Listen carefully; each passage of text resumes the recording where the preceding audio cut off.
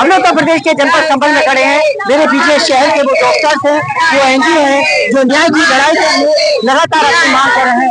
फिलहाल की आवाज है कि कलकत्ता में जिस तरह से जो डॉक्टर थी, जिस तरह से उसके साथ प्रकरण में जो मामला सामने आया था, उसके न्याय के लिए आज ये लोग स्वतंत्रता दिवस पर भीख नहीं बल्कि न्याय की आवाज उठाने के लिए ये लोग सड़कों पर आ गए हैं। फिलहाल इनकी आवाज बुलंद करने के लिए चाहे वो योगी सरकार हो, चाहे वो मोदी सरकार हो, चाहे दूसरी सरकार हो, किसी सरकार का इनको किसी से कोई मतलब नहीं। इनका मतलब है सिर्फ न्याय का। ये वो लोग हैं कि रात के 1 बजे से लेकर दिन के 12 बजे तक रात को उठते हैं और उस गरीब, उस जो मोहताज, जो जिंदगी और मौत की जिंदगी से जंग लड़ रहा है, लेकिन ये उसकी सुरक्षा के लिए सड़क उड़वाते हैं। फिलहाल मेरे साथ जो एनजीओ के लोग भी हैं, कुछ टीचर्स भी हैं, कुछ शहर की समाज सेवी संस्थाएं भी हैं। फिलहाल इन सब महिलाओं की सिर्फ ये आवाज है कि हमारी आवाज को बुलंद करते हुए एक सरकार, चाहे देखा जाए, चाहे वो सुरक्षा जातिवाद या किसी तरह का भी आयोग बनना है, लेकिन एक आयोग ऐसा बनना चाहिए, एक महिलाओं की सुरक्षा के लिए एक आयोग ऐसा बनना चाहिए जिससे कि तुरंत 2 घंटे के अंदर उस आरोपी को फांसी की सजाएं मिले,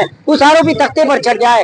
फिलहाल न्याय की लड़ाई के लिए आज सड़कों पर हैं। कल अगर इनको न्याय नहीं मिलता है तो आगे की जो भी धरना प्रदर्शन जो भी रहेगा, लेकिन सिर्फ इनकी मांग सरकार से है कि सरकार हमारी आवाज को बुलंद करे और उसको न्याय दे। अब निर्भया कांड दूसरा नहीं, तीसरा नहीं होना चाहिए। ऐसे लोगों को फांसी की सजा होना चाहिए।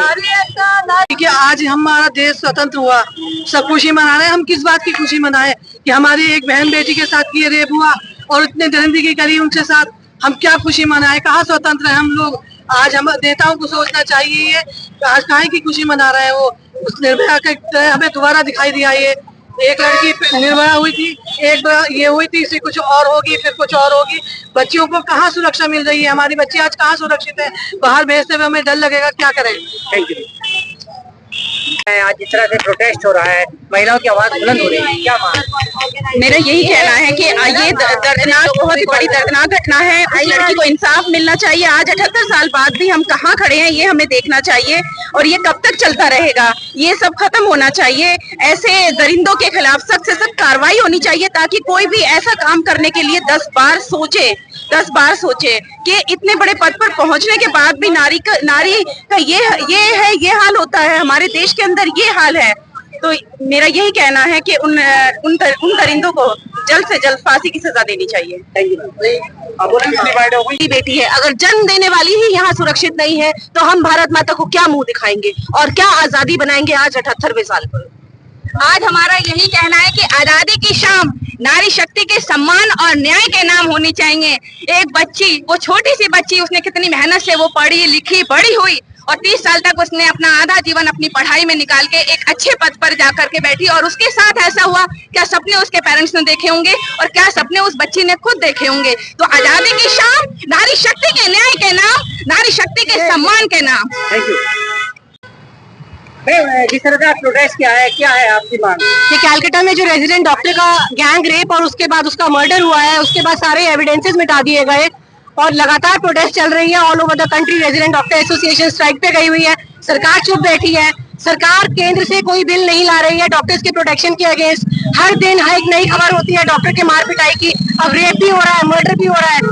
2 बातें हैं, ये डॉक्टर भी है, ये महिला भी है।